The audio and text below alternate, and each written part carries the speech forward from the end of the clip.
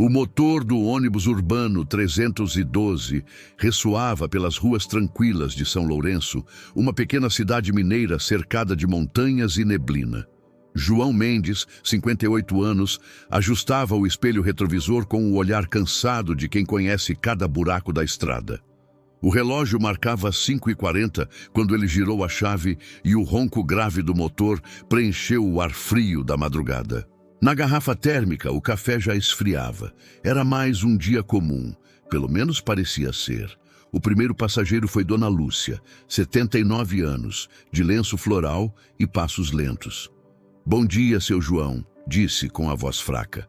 Ele respondeu com um sorriso discreto, aquele mesmo de sempre, o sorriso de quem carrega o peso das manhãs, mas nunca esquece a gentileza. Em seguida subiu Camila, uma jovem mãe com o bebê dormindo no colo e os olhos cheios de cansaço. João ajudou-a a equilibrar a sacola e seguiu viagem. O sol começava a nascer por trás dos morros, tingindo de dourado as janelas do ônibus. O som das marchas, o cheiro de poeira e o calor do motor formavam a sinfonia diária da vida simples. O cobrador Roberto, amigo de décadas, assobiava baixinho uma melodia antiga. Lá fora, as padarias abriam suas portas. O vapor do pão quente escapava pelas frestas e o dia se levantava preguiçoso. João suspirou, sem saber que naquela rota rotineira algo inesperado o esperava. O tipo de coisa que muda a maneira como se enxerga o mundo. Se essa cena já te fez imaginar o cheiro do café, o som do motor e o nascer do sol cortando a serra, então você sabe que está prestes a viver uma história que vai tocar sua alma. Antes de continuar, aproveita esse momento. Deixa o like agora. Não por mim, mas por todas as histórias simples que ainda guardam beleza. E se inscreve no canal, porque aqui cada vídeo é feito para te lembrar que ainda existe humanidade nas pequenas coisas. Ativa o sininho, porque o que vem a seguir vai te emocionar profundamente e talvez te faça ver o mundo com outros olhos. Comenta aí. Eu ainda acredito nas pessoas. Vamos espalhar essa mensagem juntos. O ônibus avançava devagar pela estrada de terra que ligava o bairro rural ao centro de São Lourenço. O sol, ainda tímido, nascia atrás das colinas, pintando o céu de laranja e cinza. Dentro do veículo, o ar era morno, carregado do cheiro de diesel e café derramado. O rádio tocava uma música sertaneja antiga e Roberto, o cobrador, brincava com as moedas no troco. Tudo seguia no mesmo compasso de sempre, mas naquele dia algo diferente pairava no ar. Uma quietude estranha, um pressentimento que João não soube explicar. O motorista olhava pela janela lateral e via os pastos cobertos de orvalho, as vacas paradas como se o tempo tivesse congelado. O som das rodas sobre o cascalho era quase hipnótico. Então, num ponto distante da estrada, algo chamou sua atenção. Uma figura cambaleante à beira do caminho. Um homem. As roupas rasgadas, o rosto abatido e nos braços algo que parecia se mover. João franziu a testa. Pensou em seguir. Tinha horários e o supervisor da empresa era rígido. Já havia advertido outros motoristas por atrasos. Mas o olhar daquele homem, mesmo de longe, parecia pedir socorro. João diminuiu a velocidade. Roberto percebeu e logo resmungou. "Segue, João." Algum bêbado perdido. Mas o motorista não respondeu. O coração começou a bater mais forte. Uma sensação antiga o dominava, a mesma que sentira anos atrás quando salvara um garoto que quase foi atropelado. O instinto, mais do que a razão, gritava dentro dele. Tem algo errado. A estrada estava deserta. Os passageiros começaram a se inquietar. Camila olhou pela janela, curiosa, apertando o bebê contra o peito. E foi nesse instante, entre o barulho do motor e o silêncio do campo, que João tomou a decisão que mudaria tudo. João respirou fundo e encostou o pé no freio. O ônibus foi diminuindo até parar por completo no meio da estrada estreita. A poeira levantou em volta e um silêncio desconfortável tomou conta do veículo. Os passageiros se entreolharam, confusos. "O que aconteceu?" perguntou Dona Lúcia, ajeitando os óculos. "Acho que tem alguém precisando de ajuda", respondeu Camila, sem tirar o olhar da janela. João desligou o motor e abriu a porta da frente. O som do vento entrou de repente, frio e carregado de cheiro de terra molhada. Ele desceu com passos firmes, o boné abaixado e o coração acelerado. À frente, o homem cambaleava, tentando levantar algo do chão. Quando João se aproximou, viu a cena com clareza. Nos braços daquele desconhecido havia um cachorro velho, coberto de lama e sangue seco. O animal tremia, arfando, o olhar perdido. "Por favor, me ajuda", disse o homem com a voz embargada. "Ele foi atropelado por um carro. Tentei pedir socorro, mas ninguém parou." João se abaixou, a poeira grudando no uniforme. Tocou o focinho do cachorro com cuidado. O animal abriu os olhos, fracos, mas vivos. "Como ele se chama?" perguntou o motorista. "Thor", respondeu o homem, enxugando as lágrimas com o braço. O cobrador lá de cima gritou: "João, a gente vai se atrasar!" Mas o motorista não ouviu. Naquele instante, o tempo perdeu sentido. Tudo que existia era aquele homem desesperado e o cão morrendo nos braços dele.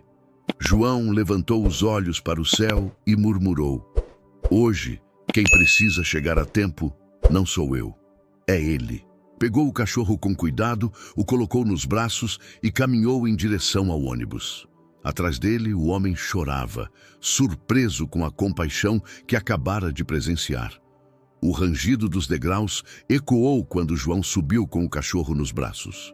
O silêncio dentro do ônibus era quase sagrado. Cada passageiro o observava em estado de choque. O animal respirava com dificuldade, o pelo sujo e embolado, o corpo frágil apoiado contra o peito do motorista. "Ele precisa de um veterinário", disse João, sem levantar a voz. "E é para lá que nós vamos agora." Roberto engoliu seco. "João, você sabe que não pode desviar da rota. O chefe vai te demitir." Mas o motorista olhou para ele com um semblante que não deixava espaço para discussão. "Roberto, tem coisa que vale mais do que o emprego." Dona Lúcia começou a rezar em voz baixa, os dedos deslizando pelo terço. Camila ajeitou o bebê, que agora olhava curioso para o cachorro ferido. Um homem ao fundo, impaciente, resmungou: "Isso é um absurdo, vamos nos atrasar." Mas ninguém respondeu. João sentou-se no banco do motorista, ligou o motor e acelerou, determinado. A estrada parecia mais longa do que nunca. O som do motor misturava-se ao gemido do cachorro, que respirava cada vez mais devagar. No retrovisor, João via o reflexo dos rostos emocionados. Ele não estava apenas dirigindo um ônibus, guiava um momento de humanidade em meio ao caos cotidiano. "Fica firme, Thor. A gente já vai chegar", murmurou sem perceber que suas próprias lágrimas molhavam o uniforme. A cena era tão silenciosa e intensa que parecia um filme. E, de certa forma, era. Um filme real, com pessoas comuns e um gesto que ninguém jamais esqueceria. O ônibus avançava lentamente pela estrada sinuosa e a manhã já se abria por completo. O sol atravessava as janelas em feixes dourados que caíam sobre o cachorro deitado no colo de João, envolto numa manta improvisada. O motor fazia um som constante, quase como um coração batendo. Dentro do veículo ninguém falava. Até o choro do bebê de Camila havia cessado, como se a própria criança sentisse a gravidade daquele instante. Dona Lúcia mantinha os olhos fechados, murmurando orações. Suas mãos trêmulas se moviam no ritmo das palavras, como se cada Ave-Maria fosse um pedido de vida. Roberto, o cobrador, não conseguia olhar para o cachorro. Aquele homem duro, acostumado com dias difíceis, agora enxugava as lágrimas disfarçadamente com o dorso da mão. João dirigia com o olhar fixo na estrada, mas por dentro revivia lembranças que havia enterrado há anos. Lembrou-se de quando era menino, e seu pai o fez enterrar o cachorro da família sozinho, dizendo que homem não chora. Desde então, ele aprendera a esconder o que sente.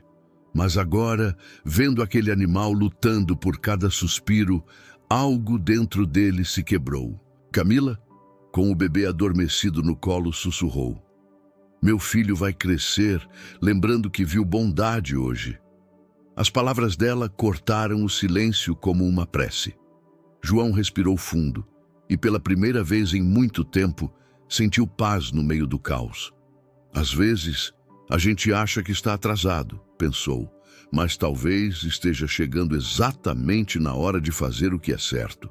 Enquanto o ônibus descia o último trecho de terra em direção à cidade, ninguém sabia que aquele trajeto simples estava se transformando em uma história que marcaria para sempre cada pessoa presente. Quando o ônibus finalmente alcançou o asfalto da cidade, João fez algo impensável. Virou à esquerda, abandonando completamente o trajeto oficial da linha. O som dos pneus sobre o pavimento ecoou diferente, como se até a máquina soubesse que aquela viagem tinha outro propósito. Roberto o observava em silêncio. Nenhum dos passageiros protestou. Era como se todos, de alguma forma, tivessem concordado com a decisão. O veículo parou diante de uma pequena clínica veterinária no bairro Jardim das Palmeiras. João desligou o motor e levantou-se. O cachorro, já sem forças, mal reagia. O homem dono do animal correu até ele trêmulo. "Por favor, ajuda ele, moço. Não deixa ele morrer." João assentiu, pegando o corpo frágil do cão e correndo para dentro da clínica. A recepcionista se levantou surpresa. "Senhor, precisamos de autorização. O doutor ainda não chegou." "Então, chame quem estiver. É uma vida", respondeu João, ofegante. A veterinária saiu da sala de atendimento ao ouvir a voz desesperada. Colocaram o cachorro sobre a mesa. O dono ficou de joelhos ao lado, com as mãos entrelaçadas, como se rezasse. João se afastou alguns passos, o peito subindo e descendo. Observava o esforço da médica, o som do oxigênio, os movimentos rápidos das mãos, tentando reacender o que já estava se apagando. O tempo se esticou, o silêncio tomou o lugar do ruído do motor, até que a veterinária baixou os olhos, tirou as luvas e sussurrou: "Ele se foi." O homem desabou, encostando o rosto no chão frio. João fechou os punhos, lutando contra o choro. Lá fora, o vento soprou forte, balançando as árvores da calçada. E foi nesse instante que todos entenderam. O ônibus havia parado por um motivo que ia além da morte. Ele tinha parado para lembrar o que ainda é viver. João ficou parado na porta da clínica, observando o homem ajoelhado, abraçar o corpo do cachorro, com o desespero de quem perde um pedaço da alma. O som dos soluços ecoava como um lamento antigo. Ele se aproximou devagar, pousou uma mão firme sobre o ombro daquele desconhecido e disse em voz baixa: "Ele se foi cercado de amor, e isso é mais do que muitos têm ao partir." O homem levantou o rosto, os olhos marejados, e apenas balançou a cabeça em gratidão. Lá fora, o ônibus esperava, imponente e silencioso. Os passageiros, ainda sem entender direito o que estavam presenciando, olhavam pela janela com olhos vermelhos. Camila chorava abraçada ao filho, enquanto Dona Lúcia rezava o Salmo 23 com a voz trêmula. "Ainda que eu ande pelo vale da sombra da morte, não temerei mal algum." Quando João voltou e subiu os degraus, ninguém disse uma palavra, mas um gesto simples mudou tudo. Camila começou a bater palmas, devagar, emocionada. Em seguida, Roberto se juntou a ela. Depois, o ônibus inteiro aplaudia. O som das palmas preencheu o espaço vazio deixado pela perda. Não era um aplauso de alegria, mas de respeito, de reverência à humanidade que ainda resiste. João se sentou novamente ao volante, enxugando as lágrimas discretamente. "Vamos seguir", disse com a voz embargada. O motor voltou a roncar, mas agora aquele som soava diferente, mais leve, quase simbólico. E enquanto o ônibus partia, o homem do cachorro permaneceu na calçada, olhando para o veículo se afastar, como quem acabara de testemunhar algo que o mundo moderno parece ter esquecido: a compaixão. O ônibus seguiu em silêncio pelas ruas estreitas do centro. O céu agora estava limpo e os primeiros raios de sol atravessavam as janelas, iluminando os rostos emocionados. Nenhum passageiro parecia o mesmo. João segurava o volante com firmeza, mas o olhar estava distante, como se ainda visse o cachorro respirando nos seus braços. Roberto quebrou o silêncio com a voz rouca. Você sabe que o chefe vai querer explicações, né? João respirou fundo antes de responder. Explicações, às vezes são pro coração, não pro patrão. Roberto sorriu sem jeito e desviou o olhar, fingindo ajeitar o troco. Dona Lúcia levantou-se com esforço, caminhou até o motorista e colocou uma pequena medalhinha de São Francisco no painel. Para proteger suas viagens, meu filho, o céu viu o que você fez hoje. João assentiu, sentindo o peso suave daquele gesto. Camila, com o bebê dormindo no colo, observava o campo lá fora e murmurou: ainda há bondade neste mundo. A gente só precisa desacelerar para enxergar. As palavras dela se espalharam pelo ar como perfume. O ônibus avançava devagar e todos pareciam presos a uma mesma emoção, uma mistura de tristeza e gratidão. Ninguém olhava o relógio, ninguém reclamava do atraso. Era como se o tempo tivesse parado apenas para que cada um pudesse sentir o que é ser humano de verdade. Quando chegaram ao ponto final, João desligou o motor e olhou para trás. Obrigado por entenderem. Ninguém respondeu. Apenas um silêncio respeitoso tomou o ambiente. O tipo de silêncio que carrega mais fé do que 1000 palavras. E enquanto desciam um a um, os passageiros sabiam. Não haviam participado apenas de uma viagem, mas de um milagre disfarçado de atraso. Na manhã seguinte, São Lourenço parecia mais viva. Nas padarias, nas esquinas, no mercado, todos falavam da mesma coisa. O motorista do ônibus que parou por um cachorro. Alguém havia filmado discretamente a cena pela janela e postado nas redes sociais. O vídeo se espalhou como fogo em capim seco. Milhares de visualizações, comentários, compartilhamentos, gente chorando, gente agradecendo, gente lembrando dos próprios animais perdidos. O nome de João Mendes se tornou símbolo de empatia em poucos dias. Mas João continuava o mesmo. Acordava antes do sol, vestia o uniforme azul desbotado, tomava o café amargo e seguia para o terminal. Quando subia no ônibus, os passageiros o cumprimentavam de forma diferente.